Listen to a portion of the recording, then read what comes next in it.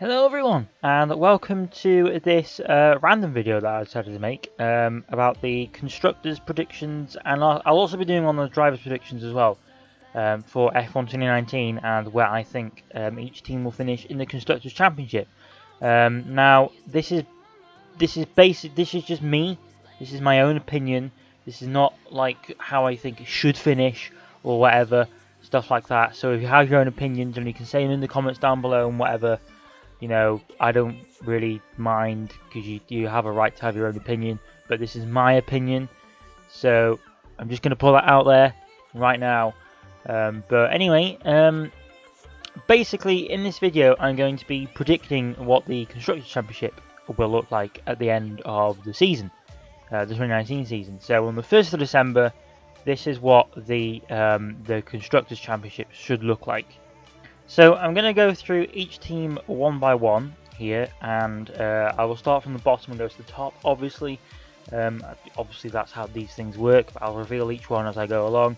So in at number 10 then, we have Williams, of course, not having the best of, let's say, eras so far. Since the hybrid era has come in, they started off well, but they've kind of just tailed off in recent years, and I don't know why that's happened, but it's been really weird, like, to just see them, because in 2015 they finished on the podium a couple of times, I think. They got, or 2014 I think it was, they got more podiums than like Red Bull and Ferrari. Well, no, not Red Bull, but they got more podiums than Ferrari, which is mental. And now they're struggling to even score a point, which is just crazy, and that was only 5 years ago. So it's crazy to think that they've had such a large downfall in pace. I mean, I don't know if it's something to do with money or what, but it's just really strange because they've got the Mercedes engine, and it's the same engine they've had the entire hybrid era, so I don't see why they're having such an issue. I guess just other departments in the team just aren't working as they should be. So I don't know what's going on there, but it's really weird as what's going on at Williams. But coming in at number 9 then is Toro Rosso. So I think Toro Rosso again this year will struggle. Well, they didn't really struggle last year, but I think they might find it hard to get into the top 10 because all the teams above them are so competitive.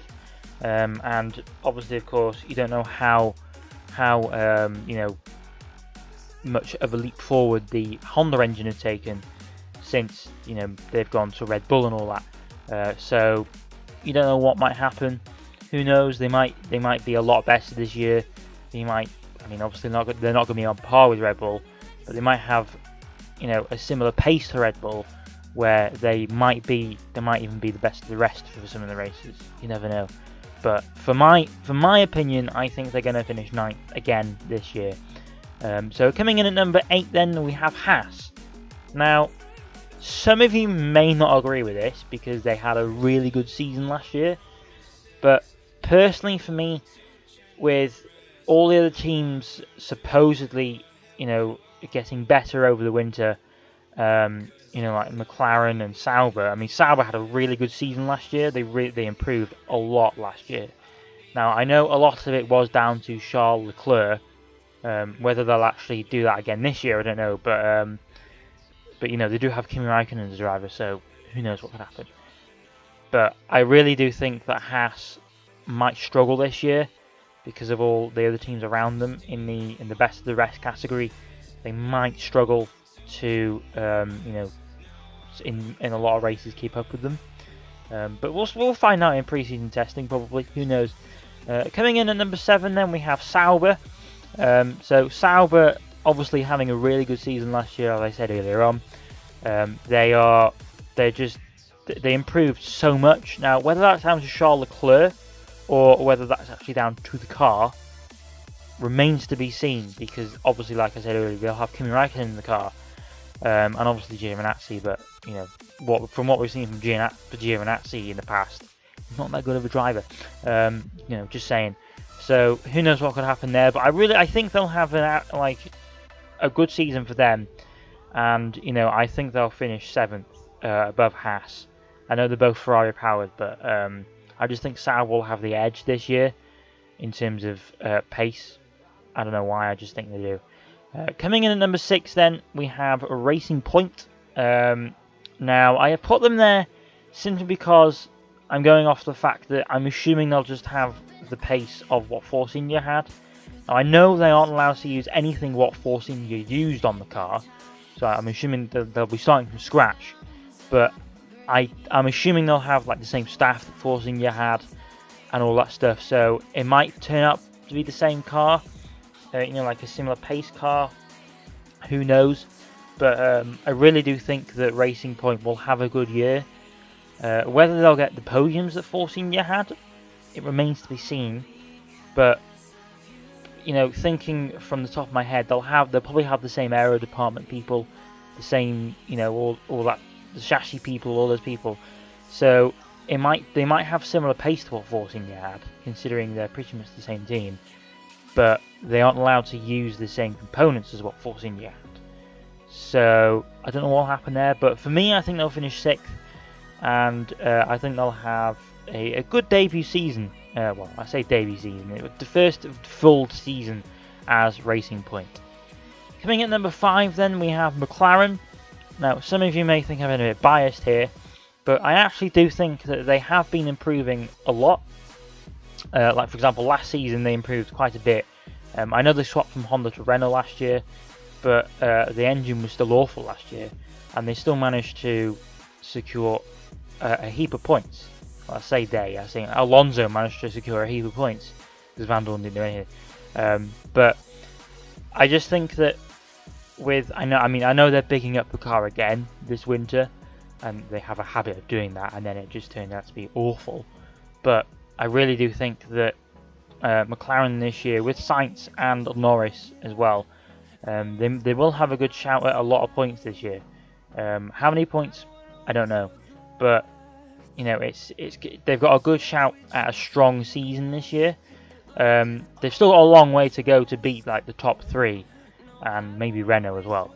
But they've still got a long way to go to catch up to them. But I think they're getting to a point now where they are starting to be best of the rest, and they're slowly getting back to what they used to be. So fingers crossed they will be back up there. Coming in at number 4 then, we have Red Bull. Now, some of you may be intrigued by this. Now, I've only put them there simply because I don't know how the Honda engines will work. And obviously with the new aero regulations as well, and obviously Red Bull being heavily aero, they might not do as well as they have done in previous years. So I don't know what's going to happen there. Obviously with the Honda engine, it was better last year with Toro Rosso, but I've already heard so far, it's only been one post, but I've already heard so far rumours that there's already been discontent already between Red Bull and Honda, so it's not really the best start for them. So I don't really know what's going to happen with them. I just hope that they're still competitive, because Red Bull are a good team. I'm not denying that they're a very good team. They didn't win 4 constructors and 4 drivers titles in a row for no reason. But I just think that with the new aero regulations coming in, they might find it difficult to get around them, because like I said earlier, they're a heavily aero-based team. So I don't know what will happen there, but it may be interesting to see what happens. Coming in number 3 then, we have Renault. Now, I put Renault at number 3 because I honestly think that they are becoming, they're near enough going to be a front-running team this year. They're going to be challenging for podiums, in my opinion. Obviously, when Ferrari and Mercedes have issues, they might even get a win. Who knows? But they had a really good package last year, and it showed in the races because they were consistently scoring points. Yes, they had the odd race here and there where they struggled, but they were Grand Prix where the car wasn't really built for those races, if that makes sense. So I really do think that Renault are the most improved team, or will be the most improved team.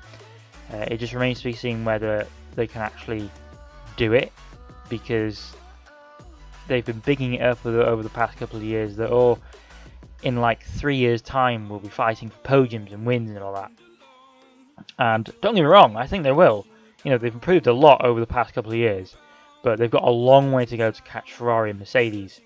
But I still think they'll finish third ahead of Red Bull, simply because of the whole Honda thing, and Renault have been really good. And yeah, moving on to second place then is Ferrari. I just think they'll have another season like they did last year, where they'll start off good. You know, they might, Leclerc and Vettel might be challenging for the world title themselves. Who knows? But then they might just tail off again. I don't know. They have recently appointed a new team principal, so that might change. But I don't really know what's going to happen there. It just seems all a bit weird. Like, you had a really good start last year, and then it all just tailed off. I mean, yes, Raikkonen won in America, but that's pretty much all they did, if I'm honest. After the Vettel's incident in Germany, that's pretty much all they did, was win one race, and Mercedes won the rest.